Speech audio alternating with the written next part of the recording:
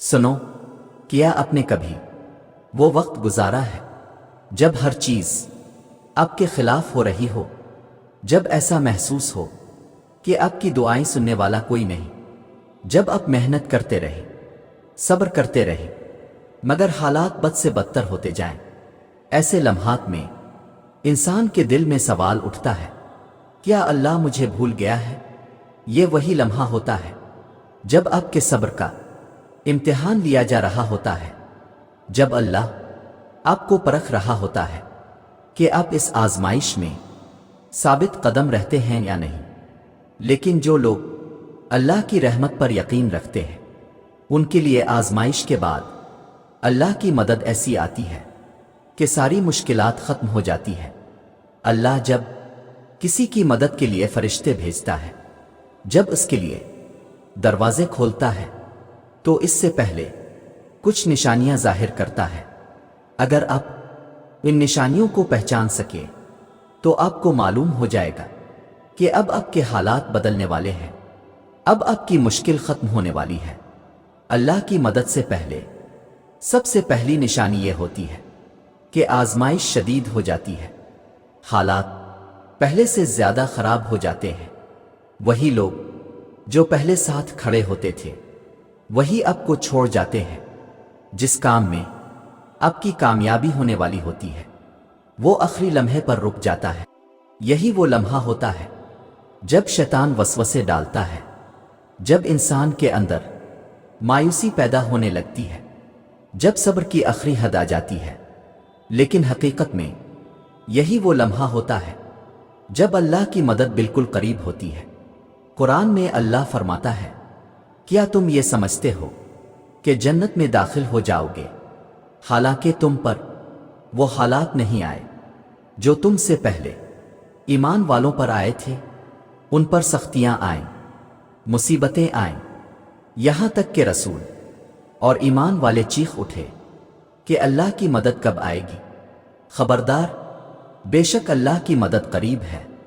یہاں غور کریں کہ اللہ کہہ رہا ہے کہ رسول اور ایمان والے تک بے چین ہو گئے تھے، لیکن اللہ نے فرمایا کہ مدد قریب ہے۔ اس کا مطلب یہ ہے کہ جب آپ کے صبر کا آخری امتحان لیا جا رہا ہوتا ہے، تب ہی مدد کے دروازے کھلنے لگتے ہیں۔ اب سوچیں، اگر آپ نے اس آزمائش میں ہمت ہار دی، اگر آپ نے اللہ سے امید چھوڑ دی، تو کیا ہوگا؟ آپ وہ کامیابی نہیں دیکھ پائیں گے جو آپ کے لیے لکھی جا چکی تھی۔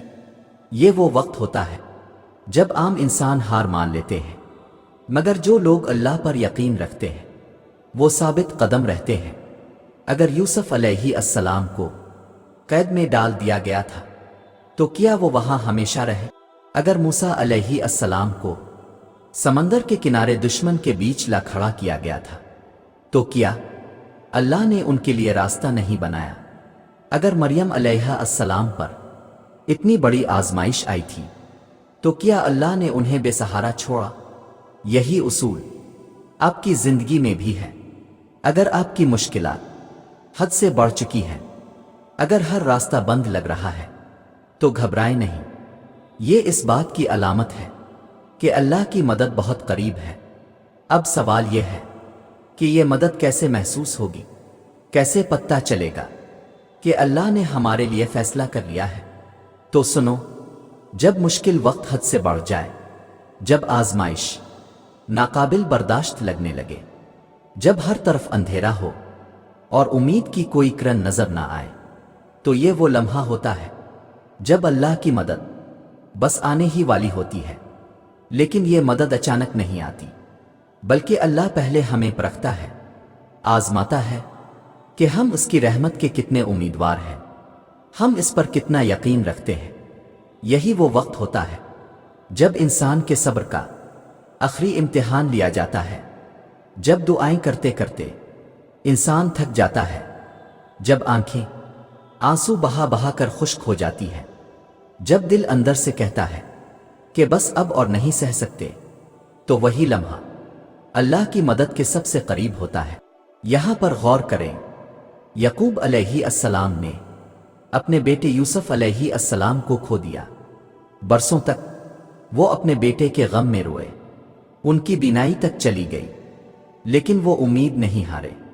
اور جب ہر طرف سے ناامیدی چھانے لگی تو اللہ نے ایسا انتظام کیا کہ یوسف علیہ السلام دوبارہ اپنے والد کے پاس آ گئے اور ان کی بینائی بھی لوٹ آئی۔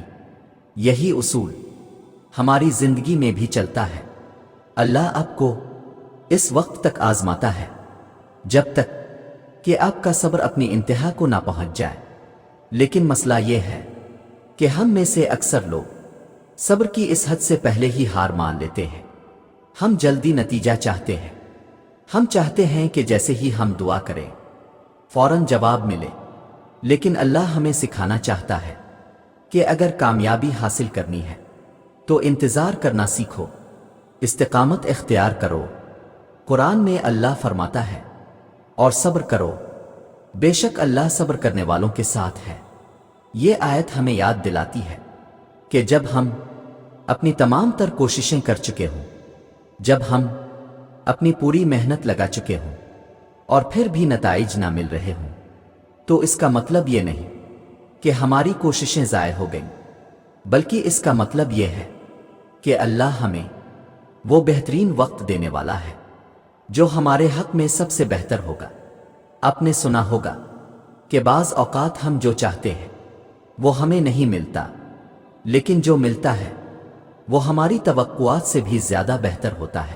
اور یہ حقیقت ہے، جب اللہ آپ کی آزمائش ختم کرنے کا فیصلہ کر لیتا ہے تو وہ دروازے کھول دیتا ہے جہاں سے آپ نے کبھی سوچا بھی نہیں ہوتا۔ یہ وہ لمحہ ہوتا ہے جب ایک ایسے شخص کی مدد آتی ہے جس کے بارے میں آپ نے کبھی نہیں سوچا تھا۔ یہ وہ لمحہ ہوتا ہے جب کوئی ایسا موقع ملتا ہے جو آپ کی زندگی بدل دیتا ہے، حالانکہ پہلے وہ راستہ بند نظر آ رہا تھا۔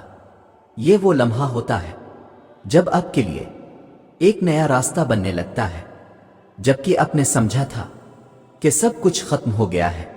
قرآن میں اللہ فرماتا ہے، اور جو اللہ سے ڈرتا ہے اللہ اس کے لیے راستہ نکال دیتا ہے اور اسے ایسی جگہ سے رزق دیتا ہے جہاں سے اسے گمان بھی نہ ہو۔ یہ آیت ہمیں سمجھاتی ہے کہ جب ہم اللہ پر بھروسہ رکھتے ہیں، جب ہم اس کے حکم کے مطابق زندگی گزارتے ہیں، تو وہ ہمارے لیے ایسی جگہوں سے وسائل فراہم کرتا ہے جن کا ہم نے کبھی سوچا بھی نہیں ہوتا۔ اب اپنے ماضی پر غور کریں، کیا ایسا نہیں ہوا کہ جب آپ کسی مشکل میں تھے اور آپ نے سوچا تھا کہ اب کوئی راستہ نہیں، تب اچانک کوئی مدد آئی، کسی نے ہاتھ تھاما، کوئی ایسا موقع ملا جس نے زندگی بدل دی؟ یہی اللہ کی مدد کی نشانی ہوتی ہے۔ جب آپ کو لگے کہ مشکلات حد سے بڑھ رہی ہے، جب ہر دروازہ بند ہو رہا ہو، تو صبر کریں، کیونکہ یہ اللہ کی مدد کے قریب ہونے کی علامت ہے۔ جب آپ دیکھیں کہ غیر متوقع طور پر چیزیں بہتر ہونے لگ رہی ہیں، تو اللہ کا شکر ادا کریں، کیونکہ اس نے آپ کی دعائیں قبول کر لی ہیں۔ اللہ فرماتا ہے، اگر تم شکر کرو گے تو میں تمہیں اور زیادہ دوں گا۔ یہ وعدہ ہے، اگر ہم شکر کرتے ہیں تو اللہ ہماری مشکلات کو آسان کر دیتا ہے، ہمیں مزید عطا کرتا ہے اور ہمیں ایسی کامیابی دیتا ہے جس کا ہم نے کبھی تصور بھی نہیں کیا ہوتا۔